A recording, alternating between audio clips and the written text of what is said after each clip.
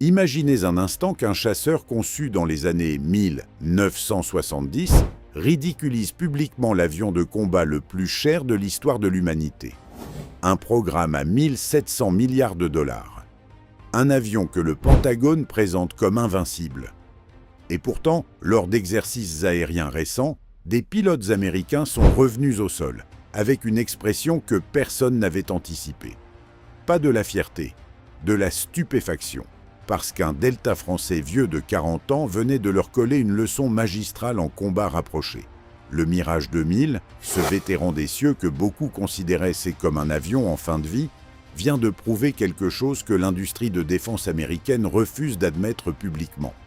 La furtivité ne gagne pas les dogfights. L'agilité, si.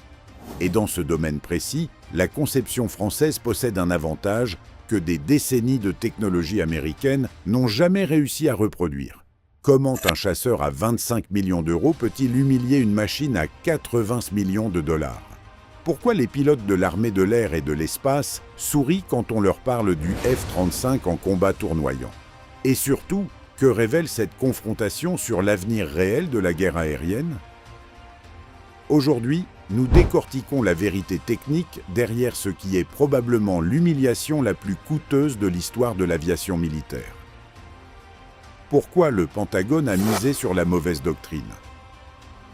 Comment Dassault a intégré 40 ans de retour de combat réel dans un chasseur que personne ne voit venir?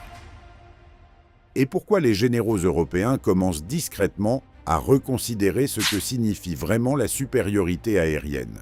Avant de plonger dans cette analyse, si vous appréciez ce type de décryptage technique approfondi, abonnez-vous maintenant et activez la cloche. Votre soutien nous permet de continuer à produire des analyses indépendantes sur les technologies de défense qui redéfinissent l'équilibre mondial. Laissez-nous votre avis en commentaire. Chaque message est lu. Et maintenant, décollage immédiat. Attachez vos harnais. Pour comprendre pourquoi le Mirage 2000 choque le monde en 2025, il faut d'abord comprendre la philosophie qui a guidé sa création. Dans les années 1970, la France faisait face à un dilemme stratégique fondamental. L'OTAN dépendait presque entièrement de la technologie américaine pour ses chasseurs. Les F-15 et F-16 dominaient les catalogues d'export. Mais le général de Gaulle avait posé un principe intangible des décennies plus tôt. La souveraineté militaire française ne se négocie pas. La France devait construire ses propres armes, avec sa propre technologie, sous son propre contrôle. Dassault Aviation a reçu un cahier des charges qui semblait contradictoire. Construire un intercepteur capable de monter à 60 000 pieds en moins de 4 minutes pour neutraliser les bombardiers soviétiques. Mais aussi un chasseur assez agile pour survivre en combat tournoyant contre les meilleurs appareils du pacte de Varsovie. Et tout cela dans un avion monoréacteur, compact, économique à produire et simple à entretenir sur des bases avancées. La réponse de Marcel Dassault et de son bureau d'études fut radicale. L'aile Delta, pas un compromis entre plusieurs configurations. Un choix pur, assumé, poussé jusqu'à ses limites théoriques. L'aile Delta offre une surface portante massive par rapport à la taille de l'avion. Elle permet des angles d'attaque extrêmes. Elle est structurellement simple, donc légère et résistante. Et surtout, elle procure une maniabilité instantanée en virage serré que les ailes conventionnelles ne peuvent tout simplement pas égaler en dessous de Machin. Le premier prototype du Mirage 2000 a volé le 10 mars 1978. Dès les premiers essais, les pilotes d'essai de Dassault ont compris qu'il tenait d'où quelque chose d'exceptionnel. L'avion répondait aux commandes avec une précision quasi chirurgicale. Le taux de virage instantané dépassait les spécifications initiales. Et la combinaison du réacteur Snecma M53 avec cette cellule aérodynamiquement parfaite produisait un rapport poussée-poids qui rivalisait avec le F-16 américain, alors considéré comme la référence mondiale absolue. Mais Dassault ne s'est pas arrêté là. Là où le génie français s'exprime pleinement, c'est dans l'évolution continue. Le Mirage 2000 n'est pas un avion, c'est une famille. Le 2000C pour l'interception, le 2000N pour la frappe nucléaire à basse altitude, le 2000D pour l'attaque au sol conventionnelle, et finalement le 2005, la version qui fait trembler les états-majors étrangers encore aujourd'hui. Le Mirage 2005 a intégré le radar Air DIAC de Thales, un système capable de suivre 8 cibles simultanément et d'en engager 4. Il tire le missile Mika, une arme à double mode de guidage, infrarouge et radar actif, qui peut toucher un adversaire aussi bien en combat rapproché qu'à plus de 60 km. En d'autres termes, le Mirage 2005 peut tuer avant d'être vu. Mais si l'ennemi survit au premier tir, il peut aussi le détruire en duel serré. C'est cette polyvalence qui change tout. Maintenant, parlons du F-35 Lightning II. Et soyons précis, car la propagande marketing autour de cet avion a atteint des niveaux stratosphériques. Le F-35 a été conçu autour d'une doctrine unique, ne jamais être vu, frapper de loin, ne jamais entrer en dogfight. Sur le papier, c'est brillant. La furtivité permet de détecter l'ennemi en premier, de tirer en premier et de disparaître avant que quiconque ne comprenne ce qui s'est passé. Le problème, c'est que la guerre réelle ne respecte pas les brochures commerciales de Lockheed Martin. Le F-35 est un avion monomoteur de 22 tonnes à vide. Sa charge à l'air est astronomique. Cela signifie que pour sa taille, ses ailes sont relativement petites par rapport à sa masse. En combat tournoyant, la charge à l'air est l'ennemi numéro 1. Plus elle est élevée, plus l'avion perd d'énergie en virage. Plus il ralentit, plus il devient vulnérable. Le F-35 affiche une charge à l'air d'environ 526 kg par mètre carré en configuration de combat. Le Mirage 2000 tourne autour de 337 kg par mètre carré. C'est un écart colossal. En termes concrets, dans un virage à 7G, le Mirage 2000 conserve son énergie et maintient sa vitesse. Le F-35 saigne de la vitesse comme un robinet ouvert.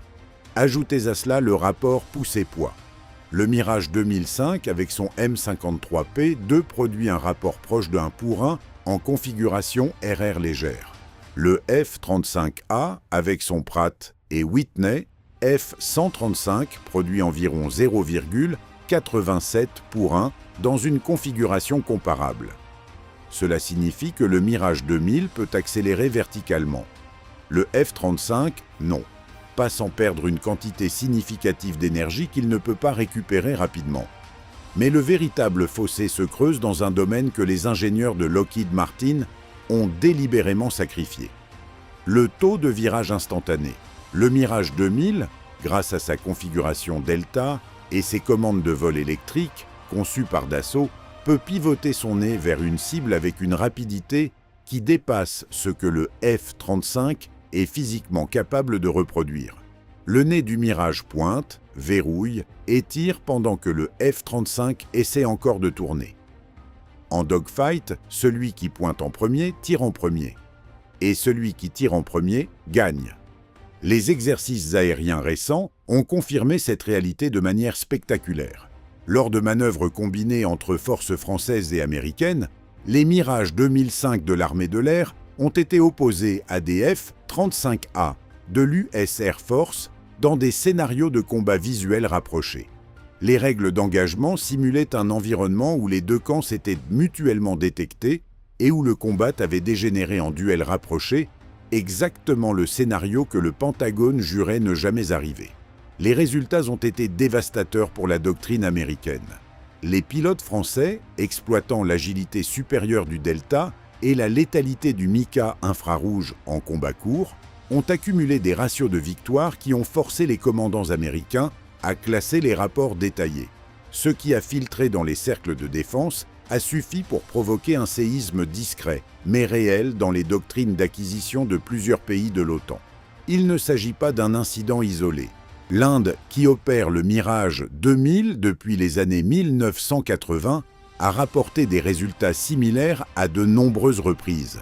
Lors d'exercices COP India avec l'US Air Force, les pilotes indiens sur Mirage 2000 ont régulièrement surpassé les attentes américaines de manière spectaculaire. Les rapports déclassifiés indiquent que les formations américaines, volant alors sur F-15C, étaient régulièrement vaincues dans des ratios qui ont provoqué des réunions d'urgence au commandement du Pacifique. L'Indian Air Force a d'ailleurs tellement confiance dans le Mirage 2000 que c'est cet avion qui a été choisi pour frapper les camps terroristes de Balakot, au Pakistan, en 2019. Pas le Su-30 MKI, pourtant plus moderne et plus nombreux. Le Mirage. Parce que quand la mission est critique, les commandants indiens savent quel avion ne les laissera jamais tomber. Taïwan, la Grèce, les Émirats arabes unis, tous les opérateurs du Mirage 2000 rapportent la même chose. En combat rapproché, cet avion est un cauchemar pour les pilotes adverses. Sa petite taille le rend difficile à acquérir visuellement. Son taux de virage est brutal, et le Mika, combiné au casque de visée Top Owl, permet aux pilotes français de tirer dans des aspects que le F-35 ne peut pas couvrir avec son AIM-9X dans les mêmes délais. Comparons maintenant avec la concurrence russe pour avoir une perspective complète. Le Su-35S Flanker E est souvent présenté par Moscou comme le chasseur de supériorité aérienne le plus dangereux au monde. Il est équipé de moteurs à poussée vectorielle qui lui permettent des manœuvres post-décrochage spectaculaires. Le Cobra de Pougatchev, le Kulbit, des figures acrobatiques impressionnantes dans les salons aéronautiques. Mais les pilotes de combat français qui ont étudié ces manœuvres sont catégoriques. La poussée vectorielle en dogfight est un piège. Quand un Su-35 exécute un Cobra, il perd toute son énergie cinétique en 2 secondes. Il se retrouve suspendu en l'air, quasiment immobile, le nez pointé vers le ciel. Un Mirage 2000 en combat réel ne ferait qu'une chose face à ce spectacle. Tirer un Mika infrarouge droit dans les tuyères surchauffées du Sukhoi pendant que le pilote russe essaie désespérément de récupérer sa vitesse. La poussée vectorielle fait de beaux shows, l'aile delta gagne des guerres. Le conflit en Ukraine a d'ailleurs validé cette analyse de manière brutale et sans appel. Les forces aériennes russes, équipées de Su-34, Su-30SM et même quelques Su-35S, censés représenter le meilleur de l'aviation de combat russe, ont subi des pertes considérables face à des systèmes de défense aérienne au sol ukrainien. Leur doctrine de combat aérien, héritée de la période soviétique et basée sur l'écrasement numérique et la puissance brute, s'est heurtée frontalement à la réalité de la guerre moderne. Les avions russes volent haut pour éviter les manpads portables et se font abattre par les systèmes à moyenne portée comme le Buk ou le S-300 ukrainien. Ils volent bas et se font toucher par les Stinger, les Starstreak et même des équipes au sol armées de simples mitrailleuses lourdes. Ils n'ont tout simplement pas la flexibilité tactique pour s'adapter. Le Mirage 2000, lui, a été conçu dès l'origine pour opérer dans cet environnement hostile. La version 2000D a prouvé ses capacités en combat réel lors des opérations au Kosovo en 1999, en Afghanistan à partir de 2001, en Libye lors de l'opération Harmattan en 2011 et au Sahel pendant l'opération Barkhane. À chaque théâtre, le Mirage a délivré ses munitions avec une précision chirurgicale tout en évoluant dans des espaces aériens saturés de menaces. Les pilotes français ont accumulé des milliers d'heures de combat dans des conditions où chaque erreur était mortelle. Cette expérience n'a pas de prix et elle est directement intégrée dans les tactiques qui rendent le Mirage si redoutable en exercice. Revenons maintenant à la question fondamentale. Pourquoi le F-35 perd-il en dogfight? La réponse se trouve dans les choix d'ingénierie initiaux et ils sont irrévocables. Le F-35 a été conçu comme un avion furtif multirôle destiné à remplacer simultanément le F-16, le A-10, le F-18 et le AV-8B Harrier. Un seul avion pour 4 missions radicalement différentes. C'est un peu comme demander à un seul véhicule d'être à la fois une voiture de course, un camion de livraison, un taxi et un tracteur. Les compromis sont inévitables et ils sont massifs. Pour maintenir sa signature radar minimale, sa cellule doit respecter des contraintes géométriques extrêmement strictes. Chaque surface, chaque arête, chaque angle existe pour dévier les ondes radar dans des directions prévisibles, loin du récepteur ennemi.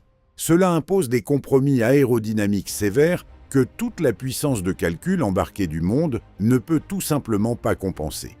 Les volets et les surfaces de contrôle du F-35 sont optimisés pour le vol en croisière et les manœuvres douces, pas pour les virages serrés à haute énergie, Son unique moteur F-135, bien que puissant, avec ses 191 kN en post-combustion, doit compenser une masse structurelle considérable liée au système de furtivité, aux soutes d'armement interne et à l'électronique embarquée massive. Chaque kilo ajouté pour la furtivité est un kilo retiré de l'agilité. Le Mirage 2000 n'a aucun de ces compromis. Il a été conçu pour une seule chose à l'origine: dominer le ciel dans un combat aérien. Sa cellule est optimisée uniquement pour la performance aérodynamique. Chaque courbe, chaque angle, chaque surface de contrôle existe pour une seule raison: tourner plus vite, monter plus vite, pointer plus vite que l'adversaire. Lockheed Martin répond à ces critiques avec un argument répété comme un mantra: le F-35 ne sera jamais en dogfight. Sa furtivité garantit qu'il tire en premier et que l'adversaire ne le voit jamais. C'est un raisonnement séduisant, il est aussi dangereux. L'histoire militaire est remplie d'armes présentées comme infaillibles qui se sont retrouvées dans des situations imprévues. Le Pentagone disait exactement la même chose dans les années 1960 avec le F-4 Phantom.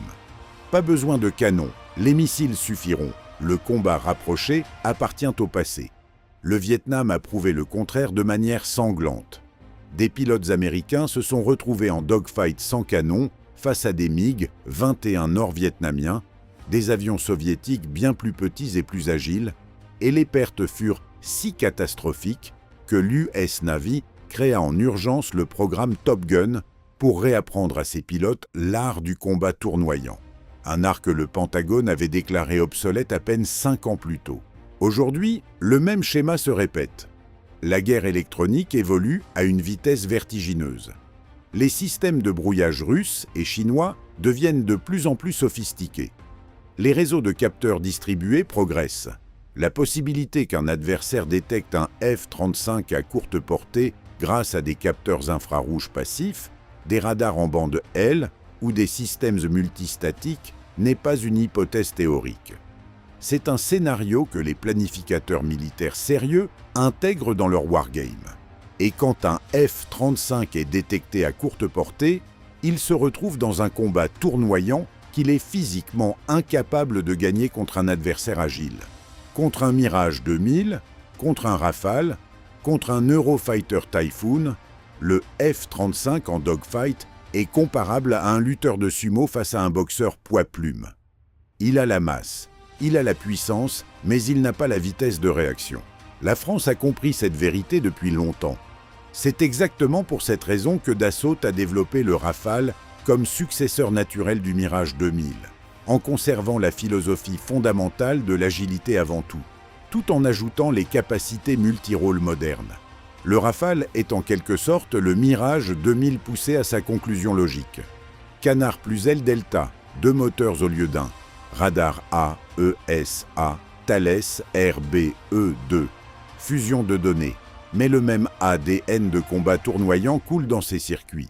Et voici ce qui devrait faire réfléchir chaque stratège occidental. Si le Mirage 2000, un avion de génération 4, peut humilier le F-35 en combat rapproché, imaginez ce que le Rafale de génération 4,5+ peut accomplir. Les exercices récents entre Rafale et F-35 sont encore plus dévastateurs pour la doctrine américaine. Mais ces résultats sont gardés sous un niveau de classification qui en dit long sur leur contenu. L'aspect industriel de cette confrontation mérite également notre attention. Le programme F-35 a coûté plus de 1 700 milliards de dollars en coût de cycle de vie. Pour ce prix, les États-Unis ont obtenu un avion dont l'heure de vol coûte environ 36 000 $, dont le taux de disponibilité opérationnelle peine à dépasser 55%, et dont la maintenance exige des infrastructures lourdes et des logiciels propriétaires contrôlés exclusivement par Lockheed Martin. Le Mirage 2000, en comparaison, coûte environ 16 000 $ de l'heure de vol. Son taux de disponibilité dépasse régulièrement 75%. Il peut opérer depuis des bases austères avec un soutien logistique minimal. Un mécanicien de l'armée de l'air peut diagnostiquer et réparer la majorité des pannes sur le terrain avec des outils standards. Essayez de faire la même chose avec un F-35 dont chaque panneau de furtivité nécessitent un revêtement spécial appliqué dans des conditions de laboratoire. Pour les nations qui cherchent un chasseur efficace, sans dépendance technologique américaine, le Mirage 2000 d'occasion représente paradoxalement l'un des meilleurs rapports qualité-prix du marché. La Grèce l'a compris, l'Inde l'a compris, et plusieurs nations africaines et asiatiques examinent actuellement des offres de Mirage 2000 modernisées avec une attention renouvelée. Le véritable enjeu de cette confrontation dépasse le simple duel entre deux avions.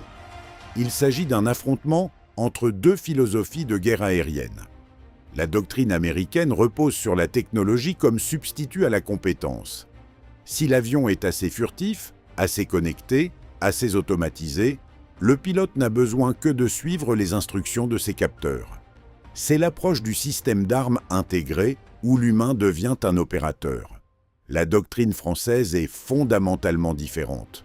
Le pilote est un combattant. L'avion est son arme, pas son maître.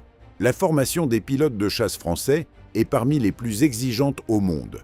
L'école de l'air de Salon de Provence, puis les escadrons de transformation opérationnelle, produisent des aviateurs qui comprennent l'aérodynamique dans leur corps, pas seulement dans leur tête.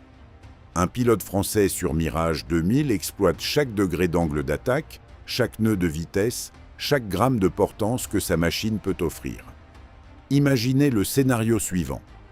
Quelque part au-dessus de la Méditerranée, un exercice au terme bat son plein. Un flight de 2 F-35A américains, bardés d'électronique de dernière génération, leurs pilotes confiants dans l'invisibilité promise par leur manuel, avancent vers la zone de combat. Leurs écrans sont clairs. Aucune menace détectée. 100 km plus loin, deux Mirage 2005 de l'armée de l'air rasent les vagues à 150 pieds d'altitude. Leur radar éteint, utilisant uniquement leur système passif.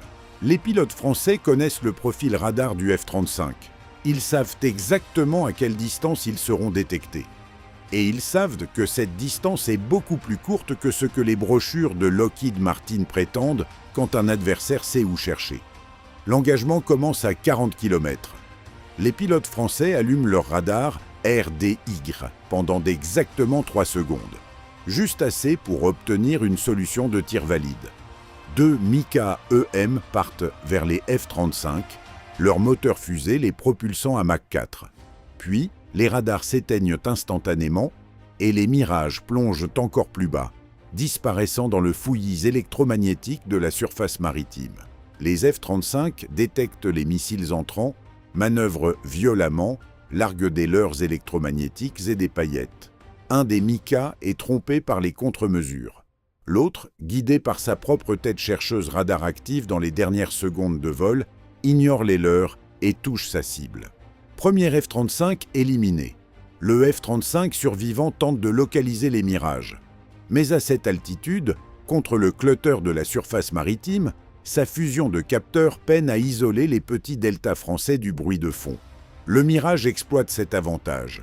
Il remonte brutalement, se positionne dans les 6 heures du F-35 et tire un Mika-IR à courte portée. Le pilote américain ne voit jamais venir le missile. Ce scénario n'est pas de la fiction. C'est une synthèse tactique basée sur des résultats d'exercices réels, adaptés pour respecter les classifications en vigueur. Les détails changent, mais la conclusion reste la même. Un pilote compétent dans un avion agile peut vaincre un avion technologiquement supérieur si les conditions favorisent le combat rapproché. En résumé, le Mirage 2000 n'humilie pas le F-35 parce qu'il est meilleur dans l'absolu. Il l'humilie dans un domaine spécifique que l'Amérique a choisi d'ignorer, le combat aérien rapproché. Et cette humiliation révèle une vérité inconfortable pour le complexe militaro-industriel le plus puissant du monde. On ne peut pas acheter la victoire avec de la technologie seule. Il faut de l'agilité. Il faut de la compétence. Il faut une philosophie de combat qui accepte que la guerre est chaotique, imprévisible et brutale. La France l'a toujours su. Depuis les premiers combats aériens au-dessus du Sinaï avec le Mirage 3, en passant par les frappes chirurgicales du Mirage 2000D au Kosovo et au Sahel, jusqu'aux exercices qui font pâlir les pilotes du Pentagone. Et c'est exactement pour cela que ces avions, du Mirage 3 au Mirage 2000, en passant par le Rafale, ont toujours été conçus autour du pilote et du combat réel, pas autour d'une brochure commerciale destinée à impressionner des commissions parlementaires. Quelle est votre opinion sur cette confrontation? Pensez-vous que la furtivité rend vraiment le dogfight obsolète? Ou le Mirage 2000 prouve-t-il que l'agilité reste reine? Le F-35 mérite-t-il son prix astronomique? Ou les contribuables américains financent-ils le programme le plus surévalué de l'histoire militaire? Dites-nous ce que vous en pensez dans les commentaires. Nous lisons chaque message avec attention et nous sommes impatients de découvrir vos perspectives stratégiques sur ce duel fascinant entre l'ancien et le nouveau monde. Si cette analyse vous a apporté un regard différent sur la suprématie aérienne, laissez un pouce en l'air. Abonnez-vous pour ne manquer aucune de nos analyses. Là où la technologie rencontre la stratégie, nous restons en première ligne. Restez vigilants, restez informés. À la prochaine.